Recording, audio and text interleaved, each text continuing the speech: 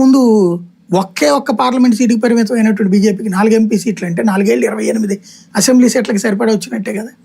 Even మొన్న parliament ఎన్నికలు assembly ఎన్నికలు చూడండి, మన 2023లో తెలంగాణకి అసెంబ్లీ ఎన్నికల్లో చూడండి, కాంగ్రెస్కి 64 దాకా వచ్చినాయి, బీఆర్ఎస్కి 39 వచ్చినాయి, బీజేపీకి 8 వచ్చినాయి, అంతే కదా.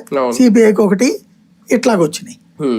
అదే మొన్న పార్లమెంట్ ఎన్నికల వెంటనే జరిగిన పార్లమెంట్ ఎన్నికలు ఏమొచ్చినాయి, బీఆర్ఎస్ 0, ఎంఐఎంకి 1, సరే 1కి వాళ్ళకి 7 అసెంబ్లీ సీట్లు కూడా కరెక్ట్ గానే వచ్చినాయి.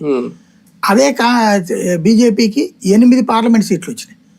8 ఏళ్ళు 56 రావాలి అసెంబ్లీ సీట్ లెక్క ప్రకారం. మరి అంత ముందు వచ్చింది 8. అంటే ఇంపాక్ట్ ఎంత తేడా ఉందో చూడండి. జాతీయ రాజకీయాలతో కలపక జరుపుంటే మన 2023లో 24లో అన్నిటితో ఒకటి జరుగుంటే ఖచ్చితంగా బీజేపీ ప్రతిపక్ష స్థానానికన్నా వచ్చి ఉండేది, బీఆర్ఎస్ సంక్రాంతిపోయేది.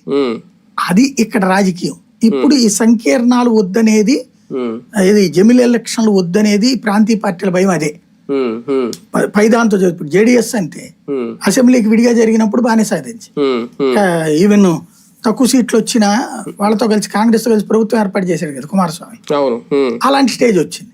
అదే పార్లమెంట్ ఎన్నికలకు వచ్చేటికి వీళ్ళు ఇచ్చిన సీట్ తీసుకుని వెళ్ళవలసి వచ్చింది, అందులో కూడా ఓడిపోయిన పరిస్థితి అట్లా ఉంటాయి. భారతీయ జనతా పార్టీ తన గెలుపుకు వ్యూహాత్మకంగా అడుగులు వేసుకుంటుందా? దానికి ఈ 5 దారులు ఎంచుకుందాం. ఒకటి ఏంటంటే పార్లమెంట్ నియోజకవర్గాల పునర్విభజన, 2వది మహిళా రిజర్వేషన్లు, 3వది వచ్చి ఇప్పుడు జనగణన, ఆల్రెడీ ఇప్పుడు 4వది ఇస్తారు, ఇప్పుడు 5వది జమిలి. ఇవన్నీ పెర్ఫెక్ట్ గా అమలైతే